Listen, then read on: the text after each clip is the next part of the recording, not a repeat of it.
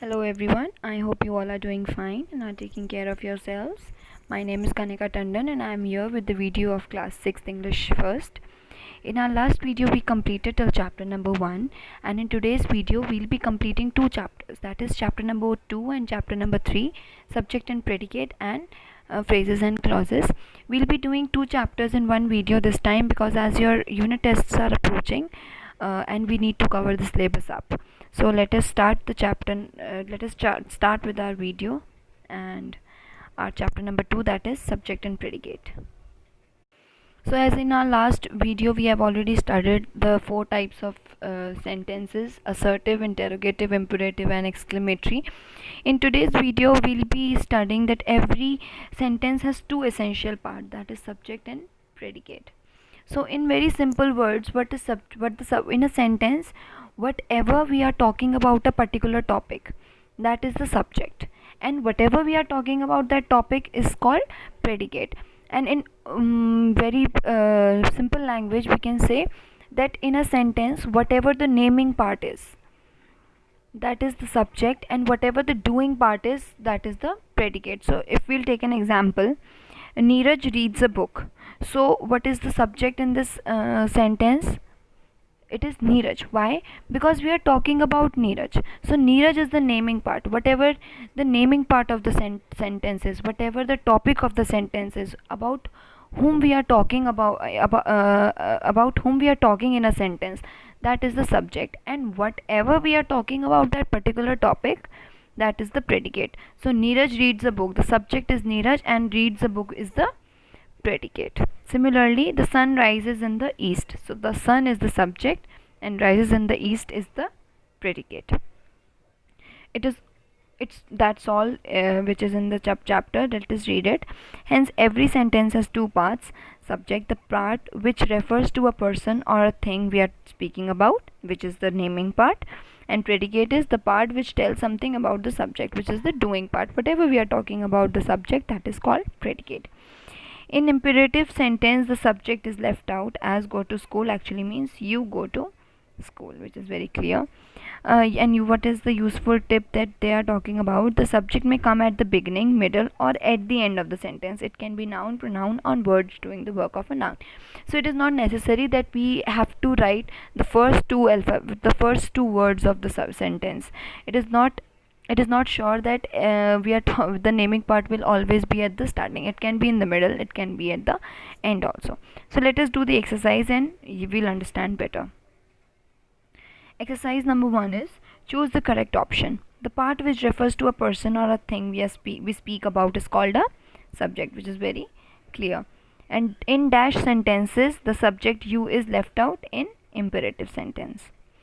Second exercise is divide each of the following sentences into the subject and predicate. So first one is barking dogs seldom bite. So what about whom we are talking? Barking dogs. So barking dogs is the subject and seldom bite is the predicate. The little girl is playing with her toys. So the little girl is the subject, is playing with her toys is the predicate. Next one is on next page number. The girl wearing a pink frock is my sister. So the girl is the subject, wearing a pink frock is the predicate. The man standing in the corner of the corner is a doctor. So the man is the subject and standing in the corner is a doctor is the predicate. A bad workman blames his tools. So a bad workman is the subject and blames his tools is the predicate. Now in next exercise we have to add predicates to these subjects. So let me tell you one thing, that you can write any predicate you want. Okay, it is not necessary that you write a particular thing in the predicate and also in the subject. You can write whatever you wish, but you have to make sure that you are following the tenses, you are writing the helping verb in a very correct manner. Okay, so first one is swimming. Swimming is a very good exercise. You can write anything. Swimming is my favorite sport, I love swimming. Anything you can write. Swimming is the only sport that I love. Delhi, the capital of India, is very famous for Red Fort. The sun sets in the west. His father is a doctor. You can also write businessman. You can also write a veterinary doctor, you can write anything you want. Some dogs are barking at the maid, you can write anything. You can complete the sentence if you follow the proper tenses, you follow the criteria of the sentences, you can write anything you want. Coming on to the next exercise, which is add subjects to these predicates. So Dash can speak English very well, you can write I, you can write the name of your friend, you can write your name, you can write anything. The parade marched through the town. The birds fly, players played well, and the boy turned and ran away. You can write any subject. You can write the name of a player if you want to. You can write anything. Next is the match the following and make the subjects with suitable predicate. So we have to match the subject with suitable predicate. Christopher Columbus discovered America. Habit is the second nature. Charity begins at home. The sun rises in the east, and prevention is better than cure. Coming on to the last exercise of this chapter, choose any two subjects and add a suitable predicate to make a complete sentence. So there are 5 subjects, which are friends, school, cricket, grandmother, the rich. You can choose any two. I have chosen grandmother and cricket, but you can choose anything you want. So grandmother is preparing food for us, and cricket is my favorite sport. So you can write anything. Cricket is the sport that I don't like. Yeah, grandmother is very ill. You can write anything you want. With this, our chapter number 2 is over, and I hope that you have understood it well. Let us start our chapter number 3, which is phrases and clauses. Okay, so coming on to the third chapter of our book, which is phrases and clauses. So first we are going to study about phrases. So a group of words which make sense but not complete sense is called phrases. So there is one mere difference between phrases and clauses is one of them gives a complete sense and one of them does not give a complete sense. One of them does not have a subject and has a subject and predicate, but another one has a subject and a predicate and the finite verb. So phrase is a group of words which make a complete sense but not complete. For example, the sun sets in the west. If we read only in the west, when we are reading in the west, we can figure out that something has happened in the west. But what exactly has happened in the west, we don't know about it. To know what has happened in the west, we have to make sure that we know the subject part. So without the subject, this phrase will not work. Okay. Now if you come to me and say go to room, I mean go to home.